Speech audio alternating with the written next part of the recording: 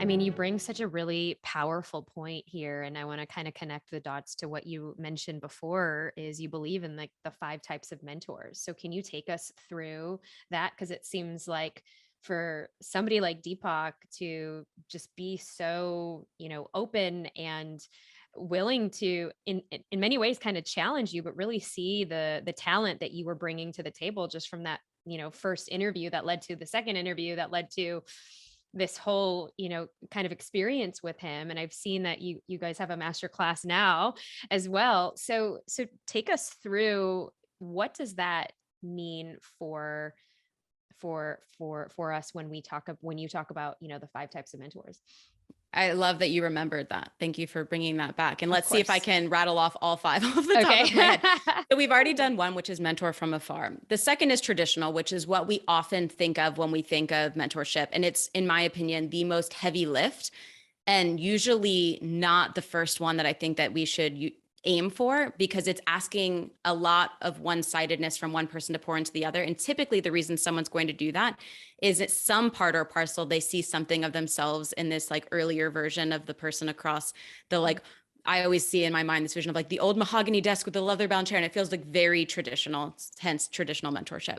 Right. Third is co. And I love, love, love this style. So co is really about partnership. It's what is something that you can teach or offer to someone, and what is something that they can teach or offer to you with some amount of equal exchange. And so an example of this is there's a woman that I became friends with who was a copy editor for some major magazines. And she began to really understand social media in a way that was well ahead of her time.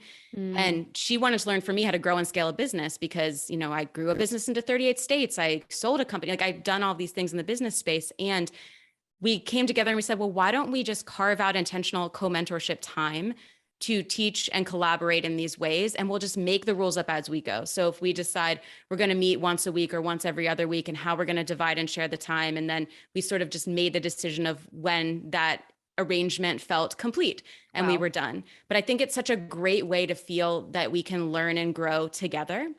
The next is reverse. And this one I learned from corporations like Coca-Cola, where a lot of executives will find someone who is earlier stage in their career, and they will do a reverse mentorship because there's so much that someone can learn from someone who is a digital native or has different experiences or has new ideas and like sees things differently. And whether or not you're in a corporate environment, I think it's a really great reminder for those of us who often second guess or shortchange ourselves. And we think, well, what is it that I have to offer? Then consider this type of reverse mentorship where you're helping someone who's further along in their career to maybe understand what the up and coming generations are experiencing or whatever the circumstances might be. And then, so we did reverse, we did from afar, we did traditional. We did co. What is the last one? I can't. If you can't remember, it's okay.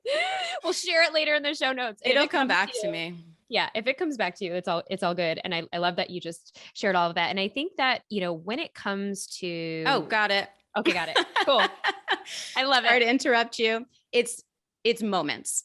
And this one is huge. And actually you and I were talking about our mutual friend before we started recording, Kat Cole, and Kat is excellent at this. And she really embodies this. Shout out, Kat. Yeah, exactly. She's so great at this where, Kat is a global speaker and she will be on a stage and afterwards, maybe there'll be a meet and greet.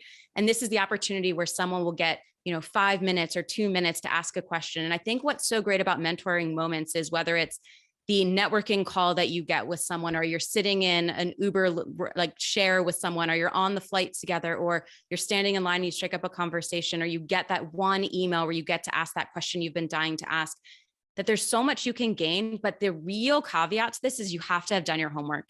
You need to be asking a question that isn't easily Googleable, isn't easily accessible on that person's website or in materials that they offer very freely, because then the person really respects that and it helps them want to give more in their response.